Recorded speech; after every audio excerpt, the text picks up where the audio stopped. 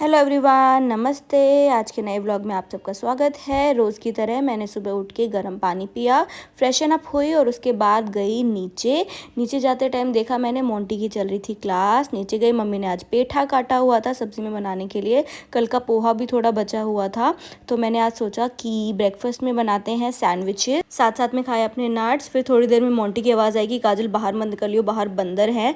तो पापा उठ के गए बंदरों को भगाने के लिए और फिर मैंने सब्ज़ी छौंकने की तैयारी की। सब्ज़ी छौंकी और पापा और मम्मी के लिए साथ साथ में सैंडविचेस की तैयारी की। अब तो मौसम बचा ही नहीं है।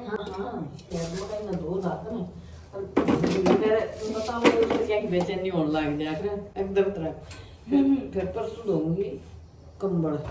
मम्मी बात कर रही थी सर्दियों के कपड़े पैक करने की। बात करते करते साथ में मैंने सैंडविच बनाई, चाय बनाए और साथ साथ में मैंने अपने लिए एप्पल भी काट के खाना शुरू किया। बज गए थे अराउंड 8:30, तो मैंने मम्मी पापा को नाश्ता दिया और फिर मैं फटाफट से आई ऊपर। टाइम था मेरी योगा प्रैक्टिस का। मैं ऊपर आई तो मोंटी की अभी भी क्लास चल रही थी।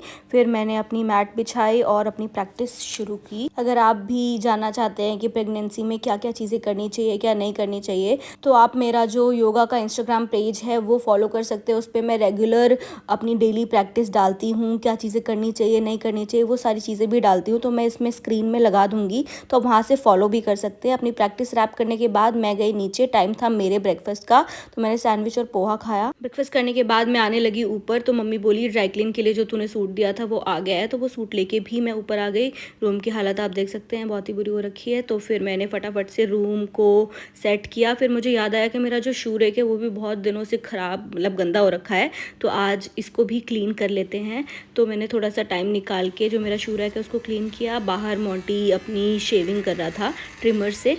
फिर हमने प्लान किया कि आज थोड़ी देर धूप में बैठ जाते हैं, तो मैंने ली अपनी विटामिन सी की गोली और उसके बाद मैं और मोंटी दोनों मैट बिछा के बैठ गए। पर अब गर्मियाँ ही आ गई हैं ऑलमोस्ट, तो धूप लग रही थी बहुत ज़्यादा। फिर हमने प्लान किया चलो आज हम कलरिंग कर लेते हैं। कुछ ना कुछ ऐसी एक्टिविटी मैं करती रहती हूँ, बिकॉज ये एक गर्भ संस्कार का पार्ट है।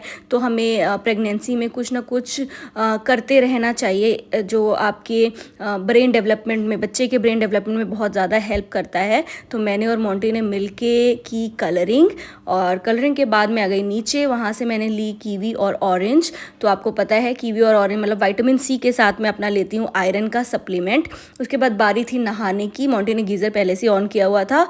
मैं गई नहाने के लिए, नहा के फटाफट आई। तो मैं आपको आज बता देती हूँ, मैं फेस पे फ़िलहाल यूज़ कर रही हूँ वैसलीन का जो ये टब होता है, नॉर्मल वैसलीन पेट्रोलियम जेली। इससे पहले मैं यूज़ करती थी सिंपल का मॉइस्चराइज़र, जो मुझे बहुत सही सूट कर रहा था, बट अब मेरी स्किन बहुत ज़्यादा ड्राई हो रखी है। कुछ टाइम मैंने हिमालय की जो बेबी क्रीम है वो भी यूज़ की है। और रही बात स्ट्रेच मार्क्स के लिए, तो यहाँ पे मैं 2-3 चीज़ें यूज़ कर रही हूँ। पहली है कोकोनट ऑयल, जो सबसे बेस्ट है, मैं कम से कम 3-4 बार अप्लाई कर ही रही हूँ। और एक निविया का ये जो कोको बटर विद ऑयल वाला जो लोशन है वो भी बहुत सही सूट कर रहा है मुझे। मेरी स्किन बिल्कुल भी इची फील नहीं होती है। सो रेडी होने के बाद मैं गई नीचे सबकी रोटी बनाने के लिए, लंच के लिए। भाई दादी रोटी दे दो भाई।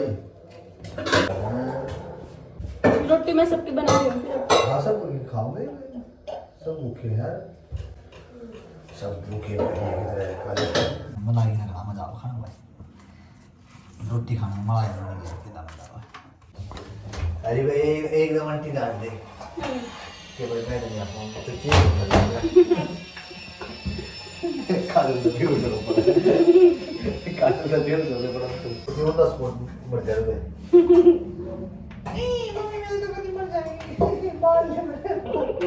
मेरे ऊपर 20 थप्पड़ मार दे दोनों कह रहे हैं पर ये कुछ ना जाप नहीं होगी और लेकिन कमी नहीं दो गर्म से कर देंगे हम तुमने बड़ा ही मानो नहीं बात है वो उसका जो खाम हो गया है वो ठंडी चीज को तो खाम में ठीक है। अपनी मर्जी तक खा ले के मां खाए ले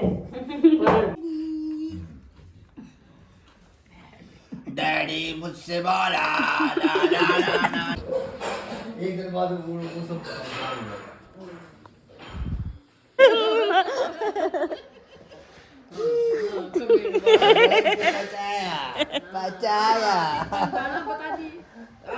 सबने लंच किया। उसके बाद मोंटी ने मेरे लिए निकाला कोकोनट वाटर। मैंने ली अपनी कैल्शियम की सप्लीमेंट। उसके बाद मैंने खाए 3 बजे के अराउंड बनाना और फिर मैं सो गई। आपको ये जाली वाला गिफ्ट नहीं लगते हैं?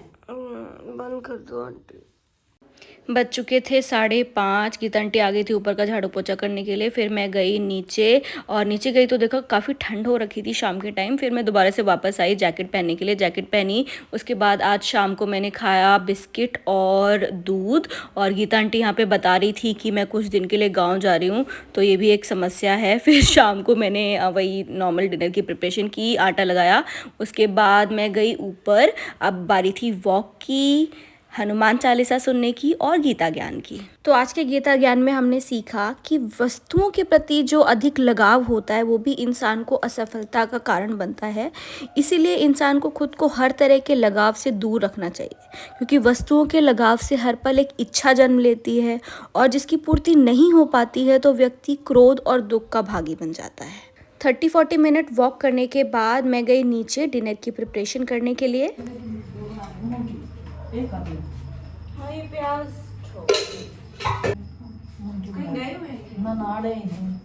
आज डिनर में हम बना रहे थे अंडे की भुर्जी। तो प्रेगनेंसी करके मुझे थोड़ी सी एग में स्मेल आ रही है, तो मोंटी ने बनाई अंडे की भुर्जी, मैंने बनाई रोटी। हमने खाया खाना, उसके बाद आइसक्रीम खाई, दादी देख रही थी रामायण। उसके बाद मैं आ गई ऊपर, ली फॉलिक एसिड, थोड़ी देर बाद पिया दूध, उसके बाद हम सो गए।